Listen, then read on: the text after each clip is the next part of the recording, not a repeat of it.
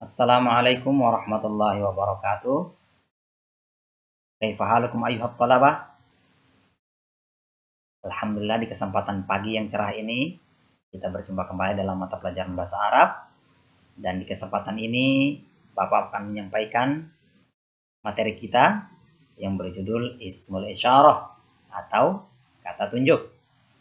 Apa itu kata tunjuk atau ism isyarah? Ya, kata tunjuk isim isyarah dalam pengertian singkatnya yaitu kata yang biasa kita pakai untuk menunjukkan sesuatu berupa orang, benda, dan lain sebagainya. Dan kata itu biasa kita gunakan adalah kata ini dan kata itu. Ini kita gunakan untuk menunjukkan orang, benda, atau hewan yang jaraknya dekat dengan kita, sedangkan kata itu kita gunakan untuk menunjuk orang, benda, dan lain sebagainya yang jaraknya jauh dengan kita. Ya, contoh dari kata ini. Apa bahasa Arab ini?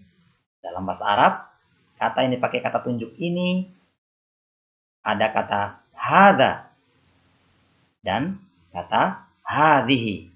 Ini dalam bahasa Arab kita gunakan dua kata yaitu hadza dan hadhihi.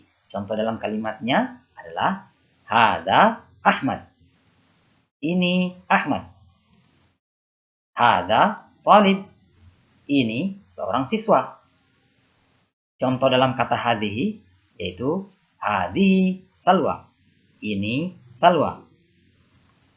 Hadhihi talibah. Ini seorang siswi. Sedangkan contoh dari kata itu. Ingat, itu digunakan untuk menunjukkan orang atau benda dan lain sebagainya yang jaraknya jauh dari kita. Apa bahasa Arabnya dari itu? Dalam bahasa Arab, kata tunjuk itu adalah dzalika dan tilka. Contoh dalam kalimatnya,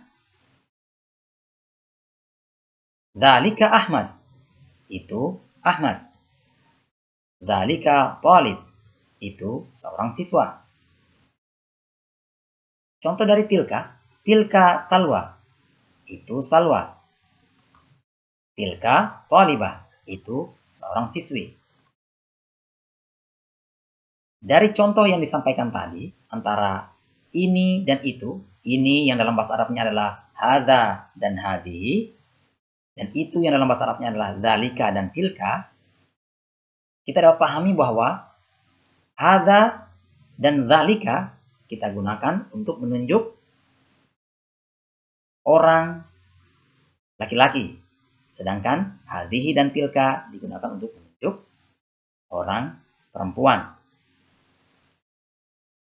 Sedangkan bagaimana dengan benda-benda yang belum jelas apakah dia laki-laki atau dia perempuan, apakah dia itu mudzakkar atau dia itu muannas? Contohnya seperti ada maktabun atau meja, kursiun atau kursi, mahfazatun tas, nafizatun jendela, saburatun papan tulis, qalamun pena. Jika kita ingin menunjukkan menggunakan kata tunjuk, kata apa yang lebih tepat kita gunakan untuk menunjuk kata maktabun, meja? Apakah hadza maktabun atau hadhihi maktabun? Begitu pula dengan kata-kata yang lain. Oleh karena itu, perhatikan dulu ciri berikut ini. Ada ta marbutah.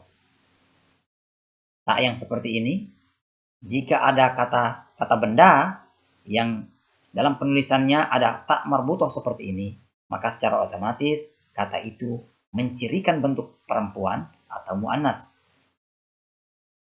Sehingga dari contoh-contoh ini ada maktabun, kursiyun, mahfazatun, nafizatun, saburatun, qalamun.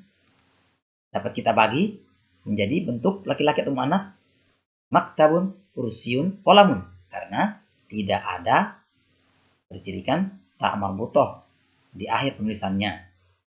Sedangkan mahfazatun, nafizatun, saburatun semuanya menunjukkan adanya ta marbutah, yang mana ta marbutah ini menunjukkan ciri-ciri untuk perempuan atau muannas.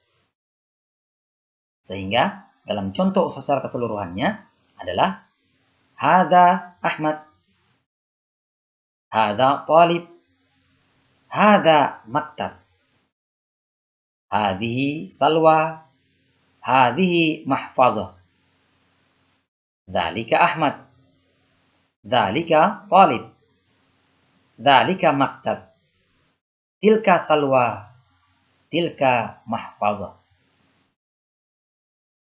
Nah, anak-anakku sekalian yang berbahagia, itulah penyampaian singkat tentang isim isyarah dalam penggunaannya dalam kalimat.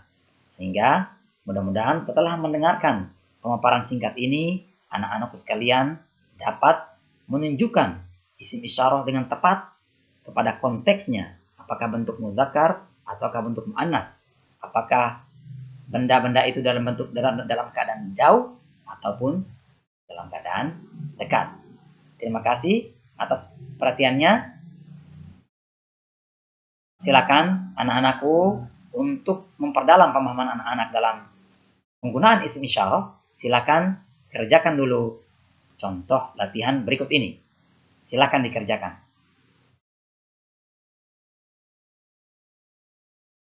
Nomor 1. Hadza titik-titik.